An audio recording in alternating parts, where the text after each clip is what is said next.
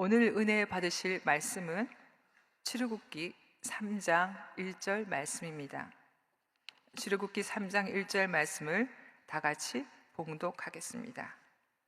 모세가 그의 장인 미디안 제사장 이드로의 양떼를 치더니 그 떼를 광야 서쪽으로 인도하여 하나님의 산 호렙에 이르매. 할렐루야. 저는 방금 읽은 말씀으로 꿈과 현실의 간극이라서 제목으로 여러분과 은혜를 나누고자 합니다. 한번 따라 하시겠습니까? 꿈과 현실의 간극에서, 꿈과 현실의 간극에서.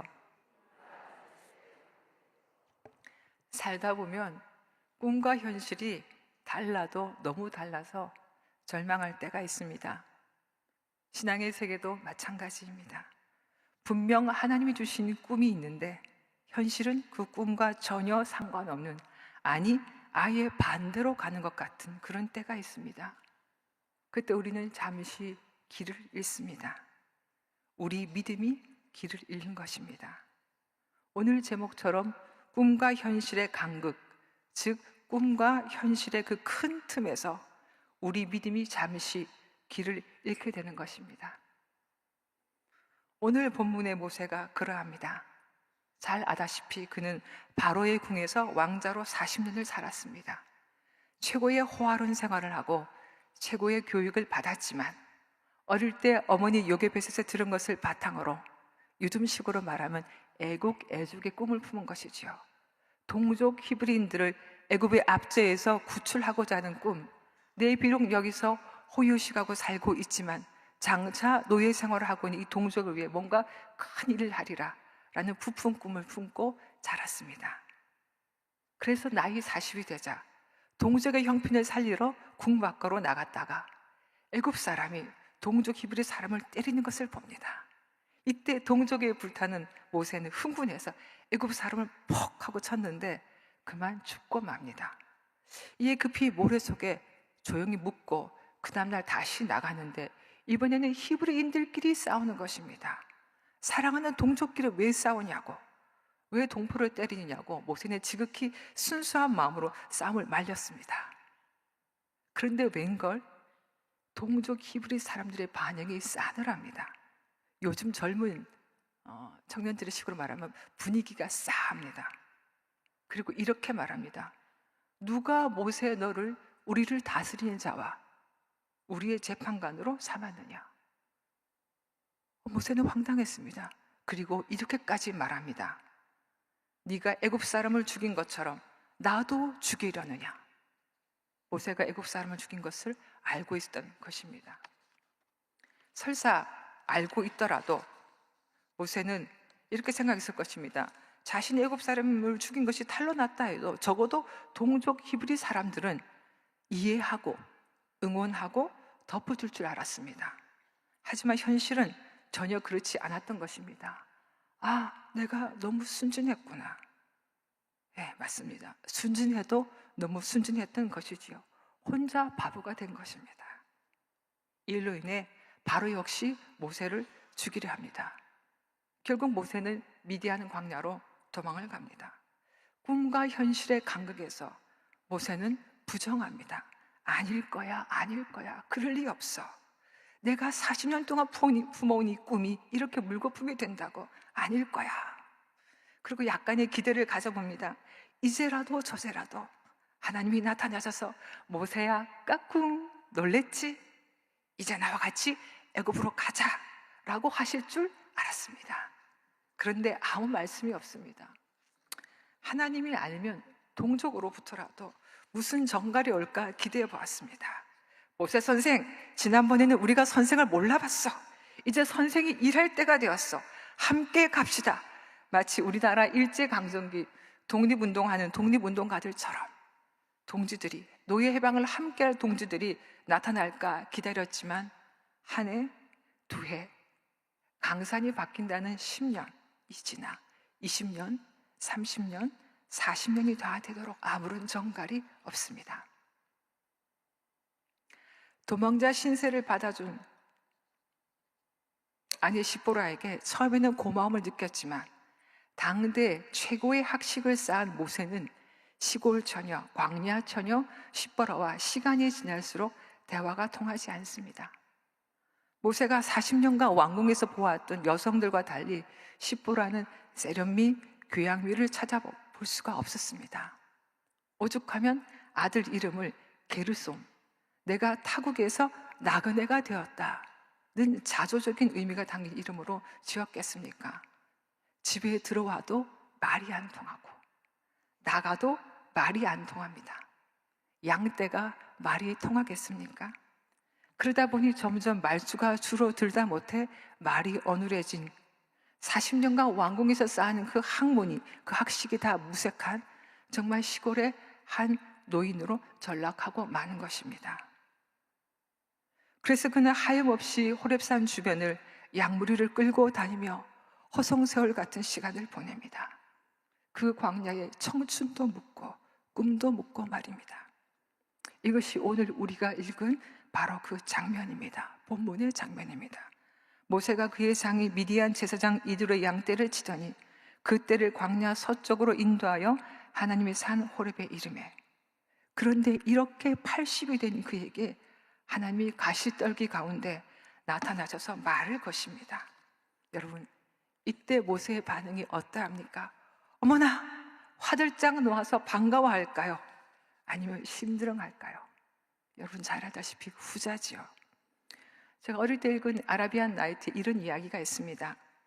지니 같은, 거인 아시죠? 지니 같은 이 거인이 구리 항아리에 봉인되어서 바닷속에 던져졌습니다. 이 거인은 답답한 항아리 안에서 자기를 꺼내줄 사람을 간절히 기다립니다. 그래서 이렇게 말합니다. 100년이 되기 전에 나를 꺼내주기만 한다면 내가 그 사람을 백만장자로 만들 거야. 그런데 100년이 그냥 지나갑니다. 그러자 또 200년째 말합니다. 또 100년이 지나기 전에 나를 꺼내준 사람이 나타난다면 내가 이 땅의 땅 속에 있는 모든 보물을 그 사람에게 줄 거야. 그런데 그 100년이 또 그냥 지나갑니다. 300년째가 되니까 지금이라도 나를 꺼내준 사람이 있다면 내가 그를 왕으로 만들고 하루에 3번씩 그 사람의 손을 들어줄 거야. 그런데 그 300년도 그냥 지나가 버립니다. 그러자 나중에는 기다림이 증오로 바뀝니다. 날 꺼내주기만 해봐라. 내가 그 사람을 죽여버릴 거야. 그러는 거예요. 그런데 이때 한 어부가 바다에 그물을 던졌다가 항아리를 발견하고 납뚜껑을 열고 거인을 빼주었습니다. 근데 이 거인이 진짜 그 어부를 죽이려는 거예요. 뒷얘기가 궁금하시지만 그건 다음에요. 네. 어쨌든 그 어부는 기지를 발휘해서 죽지 않고 살아납니다. 그리고 그 거인은 다시 항아리 속으로 갇혀지고 맙니다. 어쨌든 모세의 반응을 보면서 저는 어릴 때 읽은 이 이야기가 떠올랐습니다. 사람이 너무 기다림에 지치다 보면요, 나중에 증오하게 되는 겁니다. 기다림에 지친 나머지 자기를 구해준 사람까지 증오하게 되는 거인처럼 40년이 지나자 모세가 지친 것입니다. 그 좋은 세월 다 보내고 이제 저를 부르신다고요? 라는 반응을 보이는 것입니다. 그래서 3장 이후에는 6번에 걸친 하나님과 모세의 밀당이 시작됩니다. 하나님 멋지게 말씀하십니다. 첫 번째, 하나님 이렇게 말씀하십니다. 나는 내 조상 아브라함의 하나님, 이삭의 하나님, 야곱의 하나님이니라. 내가 애굽에 있는 내 백성의 고통을 보내고 너를 보내어 내 백성을 인도하여 내리라 하고 멋있는 설교로 그를 부르셨어요. 하지만 모세의 반응은 싸늘합니다. 내가 누구이기에 바로에게 가며 이스라엘 자손을 애굽에서 인도해 내릴까? 하나님이 당황하셨지만 두 번째 설교하십니다. 하지만 모세 역시 이제는 내가 무엇이라고 그들에게 말하리까? 하나님이 다시 세 번째 그를 부르셨습니다. 그때도 모세는 그들이 내 말을 안 들을 것입니다 라고 모세는 답합니다. 하나님이 네 번째 잘 아시는 말씀하시죠. 내 손에 든 것이 무엇이냐 하며 지팡이가 뱀으로 바뀌고 손이 나병이 생겼다 사라지는 이적을 보여주시며 부르셨지만 모세는 딴소리합니다. 나는 말을 잘 못합니다. 나는 입이 뻣뻣하고 혀가 둔한 자입니다. 하나님 꾹 참으시고 다섯 번째 설득하십니다. 사람 입을 누가 지었느냐? 이때도 모세는 말합니다. 보낼 만한 자를 보내소서. 나는 아닙니다. 보낼 만한 자를 보내소서. 여러분, 이때 급기야 우리 하나님 화내십니다. 성경 구절에 분명히 이렇게 나와 있습니다. 야훼께서 모세를 향하여 노하여 이르시되, 그리고 마지막 6번째 콜링을 하십니다. 내 형 아론이 있지 않냐. 이 6번의 신랑이 끝에, 6번의 밀당 끝에 모세는 순종해서 결국 애굽으로 갑니다. 무엇을 말합니까? 그만큼 모세는 망가져 있었습니다. 기다림에 지친 나머지 썩어져 있었던 것입니다. 살아있으나 죽은 자처럼 살았던 것입니다. 그렇다면 하나님은 왜 우리에게 이러한 시간을 허락하시는 걸까요? 여러분, 내려놓음의 저자 이용규 선교사님 잘 아시죠? 하버드대에서 박사학위를 받으시고 몽골에 선교사로 가셔서 대학을 설립하셨는데, 실컷 대학을 잘 설립했는데 하나님이 2번째 부르십니다. 이제 최대 무슬림 국가인, 여러분, 인도네시아에 전 세계에서 가장 많은 무슬림 인구가 살고 있습니다. 최대 무슬림 국가인 인도네시아로 가서 기독교 대학을 세워라. 쉽지 않은 일이지요. 박사학위 내려놓고 몽골로 가서 이제 자리 잡았는데 또 새로운 곳, 그것도 이슬람 국가에서 기독교 대학을 세우라는 미션을 수행해야 되다니. 그래도 순종했습니다. 그래서 몽골에서 나와서 이제 인도네시아의 대학을 세우는 일을 준비하기 위해서 미국 애틀란타에서 안식년 1년을 갖게 되었습니다. 그런데 이때 생각지 않게 막둥이가 태어난 것입니다. 이미 자녀가 셋인데 막둥이 1명이 생겨서 4명이 된 것이죠. 그러니까 사모님이 이제 막 출산하셨기 때문에 이 선교사님은 사모님 출산 뒷바라지에 아이들 3명을 챙기느라 정신이 없는 겁니다. 대학 설립 준비는커녕 손이 습진이 생길 정도로 하루 종일 집안일을 하시는 거예요. 집안일이 얼마나 많은지 우리 주부들은 아실 거예요. 돌아서면 집안일, 돌아서면 집안일. 도무지 쉴 틈이 없는 것입니다. 그래서 하루는 너무 피곤해서 빨리 애들 재우고 좀 쉬어야 되겠다 생각하고 있었습니다. 그래서 아이들 3명을 겨우 재웠는데 3살짜리 셋째가 갑자기 자지 않고 이럽니다. 아빠, 두유. 아니야, 곧 잘 거니까 먹지 마. 싫어, 아빠, 두유. 아이가 계속 보챕니다. 할 수 없이 이 친구를 내려가서 냉장고에서 두유를 꺼냈는데, 여러분, 아이가 두유를 먹다가 흘리면 입으로 묻잖아요. 그러니까 흘리지 않게 하려고 또 빨래는 선교사님 몫이니까 두유에 빨대를 쭉 꽂아가지고 아이에게 줬습니다. 그래서 애가 보자마자 싫어, 싫어, 빨대는 내가 꽂으려 했단 말이야 하는 거예요. 선교사님 화가 날까 안 날까요? 화가 나서 아니야, 빨대를 꽂은 거는 쏟지 말라고, 입을 더러워지지 말라고 하는 거야. 싫어, 싫어, 내가 꽂아 했어야 돼 하고 아이랑 선교사님이 신랑이 하다가 아이가 두유를 푹 쳐버렸습니다. 어떻게 됐을까요? 두유가 침대에 쫙 쏟아졌습니다. 그때 선교사님 화가 납니까 안 납니까? 나지요. 선교사님 제 아무리 내려놓음에 저자인 선교사님도 화가 나죠. 너무 화가 나가지고 막 화를 내고 아이를 혼을 냈습니다. 그리고 아이를 재우고 혼자 앉아 있는데 기분이 어떻겠습니까?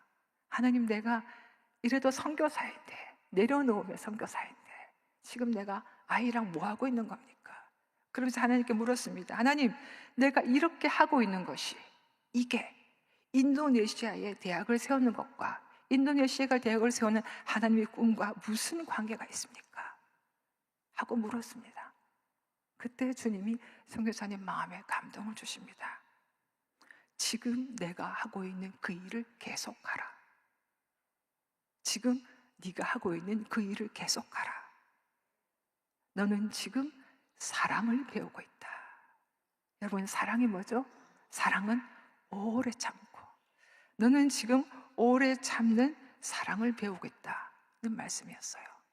아는 게 아니라 그 힘든 안식년을 지내고 인도네시아를 갔는데요, 인도네시아는 몽골과 달랐습니다. 몽골은 유목민들 아닙니까? 징기스칸이 후예들이고 눈빛이 반짝반짝 아주 빠릿빠릿합니다. 하지만 인도네시아 사람들은 정말 느리거든요. 서류 하나를 떼려고 해도 7개 기관을 찾아다녀야 되고 사람들이 일 처리가 너무 느립니다. 그리고 재정도 훨씬 많이 들었습니다. 도무지 일에 진척이 되지 않았습니다. 하나님이 우리 선교사님에게 허들의 수준을 올리신 것이었던 겁니다. 그래서 결국 인도네시아 사역에서 필요한 건요, 오래 참는 거. 느려 터진 현지인들에 의해서, 그 느려 터진 현지에 대해서 오래 참는 것이 인도네시아 선교에는 필요한 일이었던 것입니다. 그래서 이 오래 참아주는 그 사랑을 훈련시키기 위해서 말 안 듣는 아이를 양육해야 되는 그 안식년 1년 기간을 하나님께서 예비하셨던 것입니다. 다시 모세 얘기로 돌아올게요. 모세는 인간의 인생의 가장 황금기 중간 40년을 광야에서 썩어야 했습니다. 그리고 이 40년 동안 뿐만 아니라 이후 40년 동안에도 이스라엘 백성을 광야에서 인도하면서 그때 깨닫게 됩니다. 똑같은 광야예요. 모세의 그 40년 광야 생활과 이후 40년도 같은 광야거든요. 이후 40년 광야 생활에서 이스라엘 백성을 인도하면서 내가 왜 광야에서 그렇게 살아야 됐는지를 깨닫게 되었다는 말씀입니다. 말이 안 통하는 시골 처녀, 말이 더 안 통하는 양떼들과 이 광야에서 40년 썩은 것 같은 이 시간들이 나중에 알고 보니까 말이 진짜 안 통하는 이 300만의 오합지졸 같은 이스라엘 백성들을 출애굽시키고 입 가난시키기 위해서 이 40년 세월을 내게 준비하게 하셨구나, 나중에서야 깨닫게 되는 것입니다. 그리고 여러분, 출애굽시키고 율법을 하나님께로부터 받는 것, 율법을 가르친다는 것은요, 마치 나라를 건설하는 건국과 같은 일인 거죠. 그러니까 모세가 하는 일들은 건국 대통령이 하는 일과 같은 것입니다. 그래서 적어도 그래서 입법, 사법, 행정의 능력을 겸비하려면 당대 최고의 교육을 받아야 했습니다. 그래서 하나님께서 모세를 처음 40년에는 바로 왕궁에서 보내게 하시고, 그래서 화려한 커리어를 쌓게 하셨죠. 그러나 여러분, 이런 말이 있죠. 엘리트는 학교에서 길러지지만 리더는 광야에서 길러진다. 모세가 화려한 왕궁에서 쌓은 그 40년의 학력, 그 학식만 간으로는 이스라엘 백성을 인도할 수가 없었습니다. 그래서 하나님께서 가장 최고의 자리에서 가장 낮은 자리, 탑에서 바닥까지 추락하게 하셔서 썩어지는 듯한 40년 광야 생활을 허락하신 것입니다. 그렇기 때문에 양들과 눈높이를 맞춘 40년 동안 모세잖아요. 그렇기 때문에 이 백성들을, 히브리 노예들과, 사실 노예 생활을 450년 했으면, 430년 했으면 거의 노예들과 다름없는 그런 정신 상태를 갖고 있는 이브리 백성들과 어울리고 그들과 눈높이를 맞출 수가 있게 된 것입니다.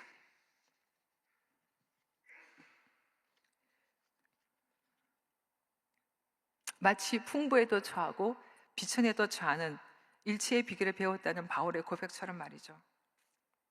그래서 한때는 혈기왕성해서 애굽 사람을 쳐서 죽였던 모세가 성경에는 그의 온유함이 지면의 모든 사람보다 더하다는 평가를 받을 정도로 온유한 사람으로 바뀌었던 거죠. 그 40년이 있었기에 가장 온유한 자가 되었던 거죠.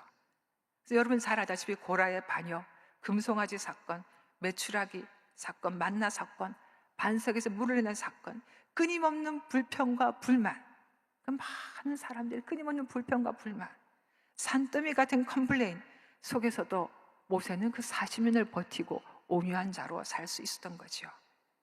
그것이 꿈과 현실의 간극 사이에서 고민하던 모세에게 주는 하나님이 답이었습니다. 너무 뒤늦게 알게 되었지만요. 여러분, 신앙 세계에는 지나고 나면 보이는 것이 있습니다. 제가 좋아하는 단어입니다. 지나고 나면 보이는 것들. 지나고 나니 그때서야 깨달아지는 것들이 있습니다. 아, 그래서 내게 그러셨구나. 아, 그래서 내게 그러셨구나. 지나고 나면 깨달아지는 것들이 있습니다. 우리 고린도전서 13장 말씀해 보면요, 지금은 거울을 보듯 희미하지만 그때는 얼굴과 얼굴을 대하여 볼 것이요, 우리 주님 앞에 섰을 때 그럴 거라는 말씀이지만요, 우리가 그때는 뭔가 희미하듯 알듯 말듯 했지만 시간이 지나고 나면 너무나 명확하게 보여지는 하나님의 큰 그림, 하나님의 뜻이 있다는 것입니다. 그래서 여러분, 그렇기 때문에 우리가 아무리 지금 힘들어도요, 너무 불평하면 안 돼요. 너무 원망하면 안 돼요. 나중에 시간이 지나서 미안해지잖아요. 그래서 여러분, 너무 힘드셔도요, 나중에 한참 시간이 지나고 나서 지금 이 일을 훗날 돌아볼 때 하나님 앞에 너무 미안해지지 않도록, 모한해지지 않도록 원망, 불평 자제하시는 것이 좋습니다. 아멘. 하나님께 미안해지니까요. 여러분, 지금 이 새벽에 나온 분들 중에 꿈과 현실의 간극 속에서 믿음의 길을 잃으신 분이 계십니까? 언젠가 먼 훗날 보게 될 하나님의 큰 그림, 시간이 지나면 보게 될 하나님의 빅픽처를 기대하시면서 하나님이 머물라고 하신 그 자리에서 하나님이 하라고 하시는 바로 그 일을 꾸역꾸역 계속 하시기 바랍니다. 지루해 보이는 꿈과 별로 상관없어 보이는 그 일상이, 그 꾸역꾸역 해내는 그 일상이 나중에 돌아보니 꿈으로 가는 가장 빠른 길, 첩경이 될 것이기 때문입니다. 그래서 제가 좋아하는 찬송이 이 찬송입니다. 찬송을 부르기에는 제가 노래를 못합니다. 제가 좋아하는 가사 이겁니다. 490장 주여 지난밤 내 꿈에 2절에 이런 가사가 있습니다. 마음 괴롭고 아파서 낙심될 때 내게 소망을 주셨으며 내가 영광의 주님을 바라보니 앞길 환하게 보이도다. 비록 내 지금 마음 아프고 낙심되지만 내가 주님이 주신 그 꿈을 품고 살아가리라는 소망의 고백인 것이요. 3절 가사 이렇습니다. 세상 풍조는 나날이 변하여도 나는 내 믿음 지키리니. 이 세상이 어떠하든지, 하나님이 계신다 안 계신다, 사람들이 어떤 말을 하든지 나는 세상 풍조와 관계없이 내 믿음을 지키겠습니다. 인생 살다가 죽음이 꿈 같지만 내 꿈은 영원하기 때문입니다. 오직 내 꿈은 잠되리라. 그래서 후렴 가사가 그랬죠. 나의 놀라운 꿈 정령나 믿기는 장차 큰 은혜 받을 편이. 나의 놀라운 꿈 정령 이루어져 주님 얼굴을 배우리라. 설사 이 땅에서 우리의 꿈이 이루어지지 않는다 할지라도 영원한 천국에서 주님과 함께 사는 그 영원한 꿈 우리는 반드시 이룰 것입니다. 그 믿음을, 그것을 바라보며 그 믿음을 붙잡으며 힘있게 살아가는 한 분 한 분 되시기를 예수님 이름으로 축원합니다.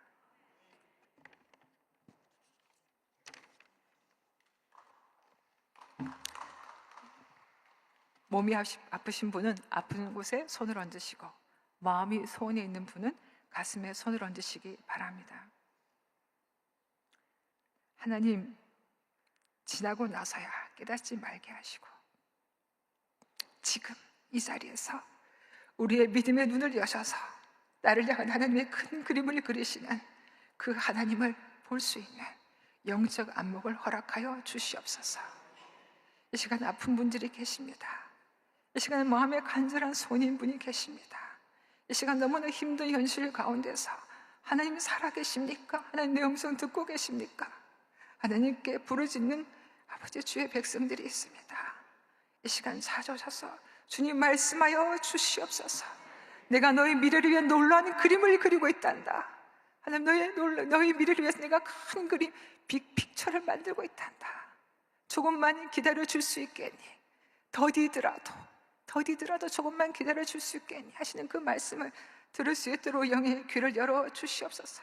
그래서 약한 자도 이르기를 나는 강하다 하게 하시고, 아픈 자도 이르기를 그가 채찍의 맞음으로 나는 나았습니다, 나는 건강한 사람이다 고백하게 하시고, 가난한 자도 이르기를 나는 부유한 사람입니다, 나는 부유한 사람입니다 고백하게 도와주시고, 아버지의 실패하는 그 자리에 있더라도 나는 하나님이 계시기 때문에 나는 성공한 자입니다, 나는 성공한 자입니다 믿음으로 고백할 수 있도록 한 분 한 분 붙잡아 주시고, 주의 피 묻은 손으로 안수하여 주시고, 성령의 기름으로 부어 주시옵소서. 머리부터 발끝까지 뼈마디 세포마다, 아버지 혈관마다, 모든 신경마다 하나님은 주의, 다시 한번 기도합니다. 주의 피 묻은 손과 성령의 기름으로 함께 하셔서 깨끗이 낫게 하시고 새롭게 하시고 새 힘을 더하여 주시고 영육간의 회복을 허락하셔서 새롭고 힘있게 아버지 오늘 하루를 살아가며 우리 교회에서 늘 당회장님 통해서 말씀한 말씀처럼 절대의 긍정과 절대의 감사의 신앙 고백을 통해 우리 하나님께 영광 돌리고 먼 훗날 돌아봤을 때 아버지 앞에 미안하지 않도록 아버지 앞에 부끄러지 않도록 살아가는 한 번 한 번 될 수 있도록 축복하여 주시옵소서. 예수님 이름으로 기도드렸습니다. 아멘. 할렐루야. 이 시간은 하나님께 통성으로 기도하는 시간입니다. 나라와 민족을 위해 기도하시기 전에요, 먼저 주기도문 하시겠습니다. 하늘에 계신 우리 아버지여, 이름이 거룩히 여김을 받으시오며 나라가 임하시오며 뜻이 하늘에서 이루어진 것 같이 땅에서도 이루어지이다. 오늘 우리에게 일용할 양식을 주시옵고 우리가 우리에게 죄 지은 자를 사하여 준 것 같이 우리 죄를 사하여 주시옵고 우리를 시험에 들게 하지 마시옵고 다만 악에서 구하시옵소서. 나라와 권세와 영광이 아버지께 영원히 있사옵나이다. 아멘.